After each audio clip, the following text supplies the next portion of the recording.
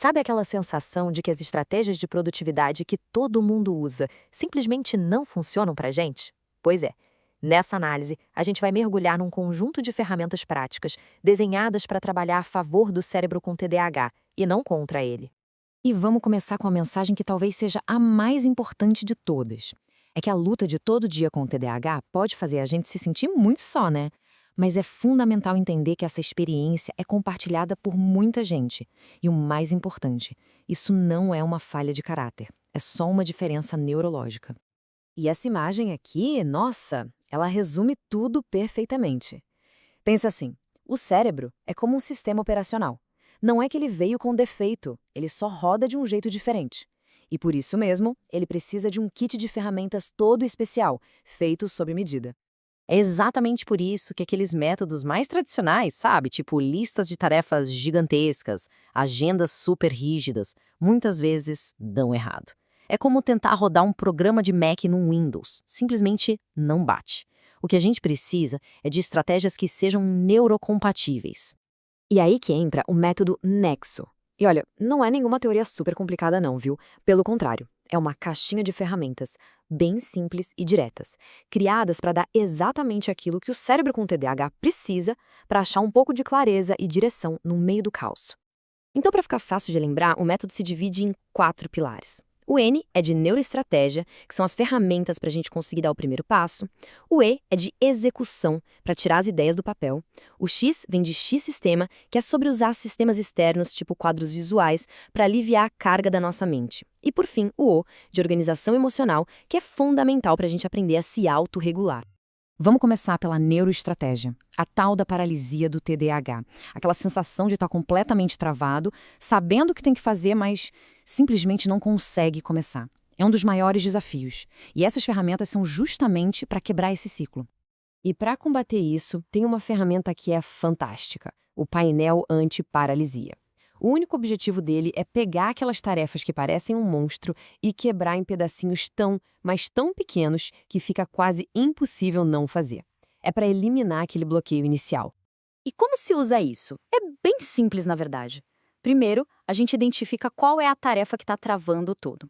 Daí, vem as perguntas-chave para desmontar o problema. Qual é o menor passo que eu posso dar? O que eu poderia fazer agora que já eliminaria metade do estresse?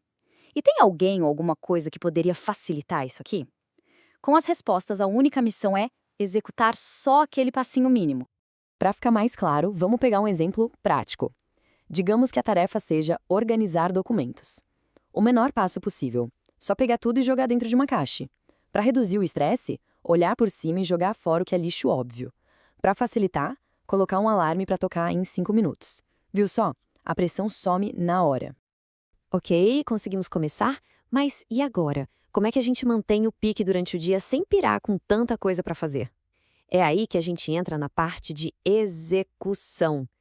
Então, conheçam o Planner 131. Ele é uma resposta direta para aquela tendência que o cérebro com TDAH tem de se afogar em listas de tarefas que não acabam nunca. A estrutura dele é limitada de propósito para forçar o foco no que realmente importa e diminuir a ansiedade. A lógica por trás dele é genial de tão simples. A gente escolhe só uma tarefa essencial, aquela que, se for feita, o dia já valeu a pena. Depois, 3 tarefas importantes, mas menores. E, por último, uma tarefa bônus, que é totalmente opcional e, o mais importante, vem com 0 culpa se não rolar. O segredo aqui é clareza e realismo. Imagina um dia de trabalho. A tarefa essencial: enviar aquele relatório importante. As 3 médias: responder uns 5 e-mails, dar uma olhada num pedido de cliente e organizar uma pasta de arquivos. E o bônus? Fazer uma caminhada. É um dia super produtivo, mas totalmente gerenciável, sem aquela sensação de que o mundo vai acabar. E agora, a gente chega num ponto que, olha, é talvez um dos mais importantes de todos: a organização emocional. Porque a desregulação das emoções é uma parte muito central da experiência com TDAH. E ter ferramentas para isso é tão crucial quanto gerenciar tarefas. Nossa, quem nunca se sentiu assim, né? É aquele momento em que a irritação, a ansiedade, o cansaço batem forte, mas a gente não faz a menor ideia de onde veio. E antes de conseguir fazer qualquer coisa, o primeiro passo é identificar o que está rolando por dentro. E a solução é tão visual quanto genial, como a gente vê aqui. O termômetro emocional é uma ferramenta para a gente conseguir dar um nome, um nível, para aquilo que estamos sentindo. Porque essa identificação já é o primeiro grande passo para retomar o controle. A ideia é super intuitiva. Pensa num termômetro com 4 cores. No nível 1, o azul, tá tudo calmo, vida que segue. No nível 2, o verde, a gente está um pouco ansioso. Então a ação é uma pausa de 1 minutinho. Subiu para o nível 3, o laranja, sobrecarregado ou irritado, aí a gente se afasta por 5 minutos, bebe uma água. E se chegar no nível 4, o vermelho, que é quase uma crise, aí é parada total e falar com alguém. Para cada nível, uma ação clara e imediata. No fim das contas, o que a gente percebe com todas essas ferramentas é uma coisa bem fundamental. A abordagem que funciona não é sobre ser rígido e se forçar a caber num sistema, mas sim sobre personalização e autocompaixão. E essa frase, ela resume tudo, né? O objetivo não é a perfeição, não é seguir um método à risca como se fosse uma lei. É pegar o que funciona para cada um e adaptar, e criando um sistema que sirva para a sua vida do seu jeito. Então, a grande virada de chave é essa. O problema quase nunca é o cérebro em si, mas as ferramentas que a gente tenta usar e que não são compatíveis.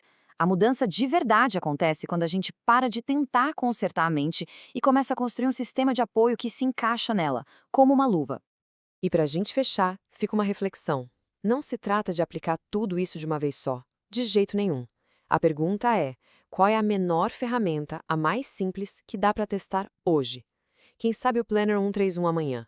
Ou só parar um minutinho e pensar em qual nível do termômetro emocional se está agora? A mudança de verdade sempre começa com um único passo.